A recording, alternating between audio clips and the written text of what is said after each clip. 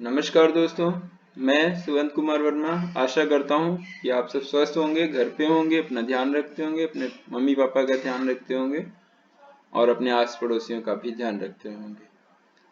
कल का जो वीडियो आया था वो M Com business analysis and forecasting subject से फर्स्ट यूनिट से था। उसका सेकंड पार्ट आज मैं बना रहा हूँ क्योंकि वो सिलेबस पूरा नहीं हो पाया था फर्स्ट यूनिट का। कुछ बच्चों की ये भी डिमांड आई है कि कंपनी लॉ के लिए ट्राई करें, कुछ हम नया बताएं।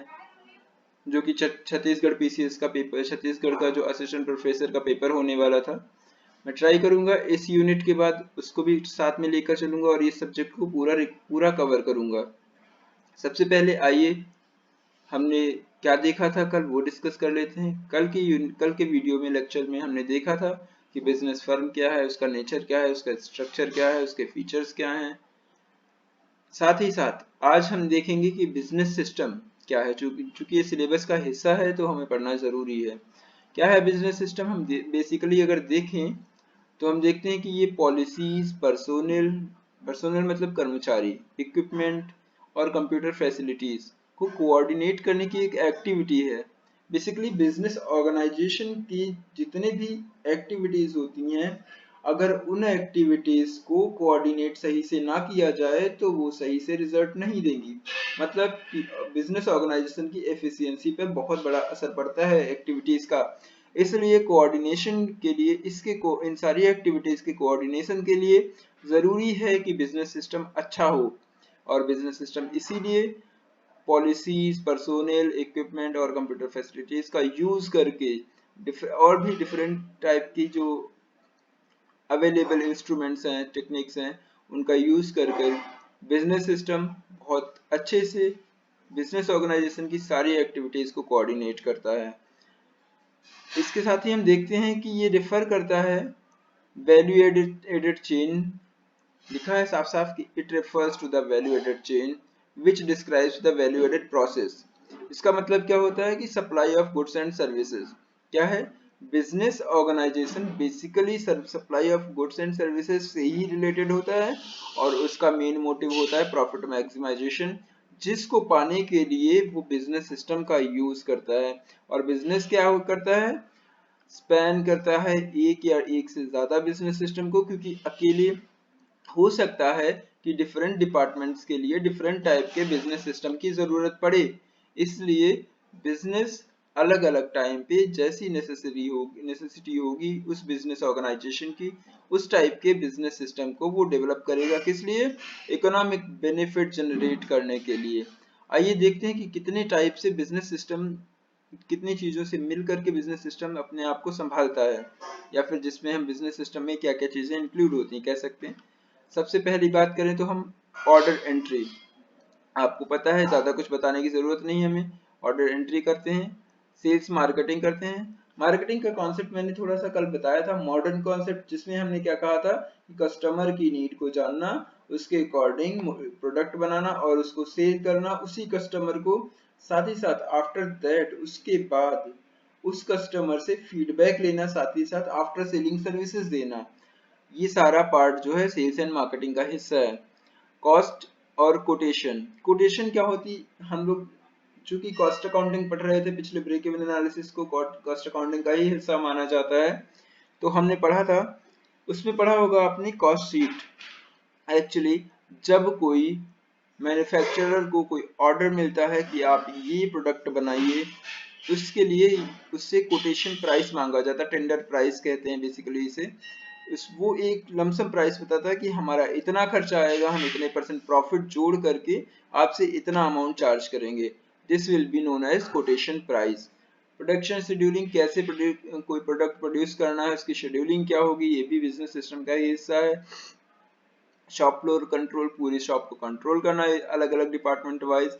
डिस्ट्रीब्यूशन एंड वेयर हाउसिंग, कैसे उसको रखना है इस प्रोडक्ट के रॉ मटेरियल को, फिनिश गुड्स को कैसे रखना है, उसके लिए bin card, store ledger, stock ledger, different different जो हमारे पास इंस्ट्रूमेंट्स, टेक्निक्स हैं उनका यूज करते हैं। साथ ही साथ डिस्ट्रीब्यूशन कैसे करना है उस प्रोडक्ट का, वो भी हमारे बिजनेस सिस्टम का ही हिस्सा है। इन्वेंट्री कैसे मैनेजमेंट करना है, इन्वेंट्री मैनेजमेंट में आपने पढ़ा होगा economic order quantity, reorder level, different type की चीजें हमारे आगे सिलेबस में आएंगी, तो मैं एक एक करके पढ़ाऊंगा। फाइनेंस कैसे मैनेज करना है, अकाउंटिंग उसकी कैसे, ट्रांजैक्शंस की एंट्री कैसे करनी है, रिटेल एंड इंटरनेट कैसे उसका के थ्रू उस बिजनेस सिस्टम में प्रोडक्ट जो बन रहा है उसका कैसे यूज करना है। ह्यूमन रिसोर्सेज जो हमारे यहाँ एम्प्लॉयज वर्किंग है, चाहे वो टॉप लेवल के हों, मिडिल लेवल के हों या लोअर लेवल के हों, उनका कैसे हम बेस्ट यूटिलाइजेशन करते हैं, ये सब बिजनेस सिस्टम का ही हिस्सा है। नाउ अब हम देखते हैं कि ऑब्जेक्टिव्स ऑफ बिजनेस सिस्टम क्या हो सकते हैं। चूंकि हम देखते हैं कि कस्टमर की नीड को प्रेफरेंस दिया जाता है, हर बिजनेस ऑर्गेनाइजेशन में कहा जाता है कि कस्टमर मार्केट का राजा होता है, तो ये सच है क्योंकि उसी की नीड के अकॉर्डिंग हम चीज बनाते हैं और वो जैसे जिस भाव पे खरीदना चाहता है उस भाव पर हम बनाने की कोशिश करते हैं। अगर थोड़ी सी कॉस्ट ज्यादा होगी तो हम थोड़ा सा वैल्यू बढ़ा करके उसके अकॉर्डिंग उसको मैनेज करेंगे, और उसके बाद में भी कस्टमर के फीडबैक लेते हैं जरूरी, क्योंकि ताकि हम उस मार्केट में बने रहें। साथ ही साथ इस बिजनेस सिस्टम के थ्रू ऑपरेटिंग कॉस्ट कम करने की कोशिश करी जाती है। ये बिजनेस सिस्टम हमारी ऑपरेटिंग कॉस्ट को कम करता है और सेविंग्स को बढ़ाता है। ये तो ऑटोमेटिकली ऑपरेटिंग कॉस्ट क्या होती है, वो जो बिजनेस ऑपरेशंस को चलाने के लिए जरूरी है, इनकर करना जरूरी है। क्योंकि हम लोग ऑपरेटिंग प्रॉफिट रेशियो जब रेशियो एनालिसिस में पढ़ते हैं तो उस समय हम बेसिकली अच्छे समझाएंगे इस पॉइंट को, ऑपरेटिंग कॉस्ट क्या होती है। वैसे अभी के लिए इतना बहुत है। और बिजनेस सिस्टम डाटा के स्मूथ फ्लो को बढ़ाता है, किसके थ्रू, चाहे वो different various levels of organisation हो, top level, middle level and lower level. और it boost the execution of results, reliable data available. जिस सिस्टम में जैसा डेटा अवेलेबल है रियलाइबल, उसके थ्रू सही से रिजल्ट्स को एग्जीक्यूट करना भी बिजनेस सिस्टम का ही हिस्सा है। और ये हैंडल करता है डेटा एफिशिएंटली को और डिफरेंट टाइप के टाइम, कैसे एक फिक्स टाइम में हम अपना प्रोडक्टिविटी सही टाइम से मैनेज कर सकें। Proper method of handling business activity, ये भी इसका काम ऑब्जेक्टिव है। बेसिकली आइए हम देखते हैं कि बिजनेस सिस्टम बेसिकली कितने टाइप का होता है। तो ये 5 टाइप का होता है। पेरोल सिस्टम, ये payroll system, inventory system, personnel system, account payable system, account receivable system. अगर हम बात करें पेरोल सिस्टम की, तो पेरोल सिस्टम जो है ये सारी forms, procedures, files, equipments, personal, computer support, इन सब को मिलाकर बना हुआ है ताकि सही से एम्प्लॉइज का जो उनके रियल अमाउंट चाहिए, एक्चुअल पेमेंट बनता है, वो इजीली हम प्रोवाइड कर सकें और साथ ही साथ अपनी ऑर्गेनाइजेशन की, बिजनेस ऑर्गेनाइजेशन की एफिशिएंसी भी बढ़ा सकें। इसके साथ ही साथ पर्सोनल सिस्टम, अगर हम बात करें पर्सोनल सिस्टम की, तो एम्प्लॉय सिस्टम इसको बोल सकते हैं। ये क्या करता है, varied aspects of organisation work, किस टाइप से उस ऑर्गेनाइजेशन में कितने टाइप का काम किया जाता है और उसके थ्रू कितना आउटपुट जनरेट होता है, किसके द्वारा, पर्सोनल सिस्टम के द्वारा, मतलब उन एम्प्लॉयज के द्वारा। और उनकी पावर का सही से आकलन करना पर्सोनल सिस्टम का काम है। फिर से हम इसको एक बार डिस्क्राइब करने की कोशिश करते हैं। पर्सोनल सिस्टम वो सिस्टम है जिसमें एम्प्लॉयज जो वर्क कर रहे हैं उस ऑर्गेनाइजेशन में, उन एम्प्लॉयज की एफिशिएंसी पता लगाने की कोशिश करी जाती है और ये सिस्टम उसमें बहुत ही कारगर साबित होता है। अकाउंट रिसीवेबल सिस्टम, अब आपसे पूछा जाए कि अकाउंट रिसीवेबल क्या होते हैं, तो आपने 12th क्लास में या 11th क्लास में पढ़ा होगा। मैंने तो 9th में भी पढ़ा था एंड 7th 6 में भी, जहाँ तक मुझे याद है कि मैंने पढ़ा था, उसमें लिखा था, आपने पढ़ा होगा bills of exchange. Bills of exchange में जो अकाउंट रिसीवेबल और अकाउंट पेबल या बिल्स रिसीवेबल और बिल्स पेबल होते थे, वही से रिलेटेड है ये, कुछ ज्यादा नहीं है। बिल्स रिसीवेबल या अकाउंट रिसीवेबल वो बिल होता है या वो अकाउंट होता है जिसमें जो लिखित अमाउंट है वो हमें मिलने वाला होता है इन फ्यूचर।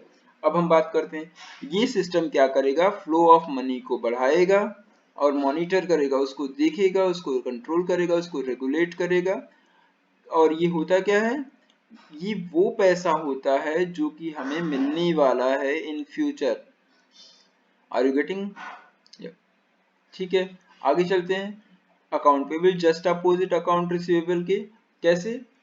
ये वो बिल्स होते हैं जिनका पैसा इन फ्यूचर हम पे करेंगे, मतलब हमारे क्रेडिटर्स हैं जिनका पेमेंट हमें इन फ्यूचर करना है। और ये सिस्टम इन सारी चीजों को मॉनिटर करता है कि वो उस पैसे को मॉनिटर करता है जिसका हमें पेमेंट करना है, ताकि कोई फ्रॉड ना होने पाए और हमारा बिजनेस ऑर्गेनाइजेशन अच्छे से अपना काम को स्मूथली कर सके।